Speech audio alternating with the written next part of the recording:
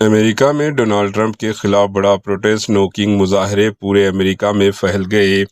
امریکہ میں ایک بار پھر صدر ڈونالڈ ٹرمپ کی پالیسیوں کے خلاف بڑے پیمانے پر احتجاج دیکھنے میں آیا، جہاں نو کنگز کے عنوان سے ملک گیر امریکہ بھر میں مظاہرے کیے جا رہے ہیں۔ یہ مظاہرے صدر ڈونالڈ ٹرمپ کی دوسری مدت صدارت کے بعد تیسری بڑی احتجاجی لہر ہے۔ منتظمین کے مطابق امریکہ کی تمام 50 ریاستوں میں 3300 سے زائد احتجاجی پروگرامز منعقد کیے گئے۔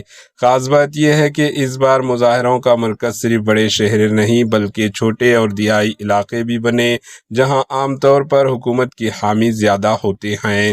ریاست مینیسوٹا کے ٹوئن سٹیز یعنی منیاپولس اور سینٹ پال اس احتجاج کا سب سے بڑا مرکز بنے۔ یہی وہ علاقہ ہے جہاں دسمبر میں آپریشن میٹرو سریج کے تحت امیگریشن کریک ڈاؤن کیا گیا تھا۔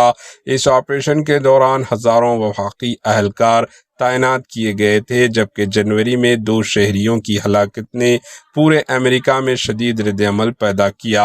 مظاہرین کا کہنا ہے کہ وہ جمہوریت کے تحفظ اور حکومتی پالیسیوں کے خلاف اپنی آواز بلند کر رہے ہیں، جبکہ حکومت کی جانب سے ان مظاہروں پر تاحال کوئی بڑا رد عمل سامنے نہیں آیا۔ Bureau report, AG news.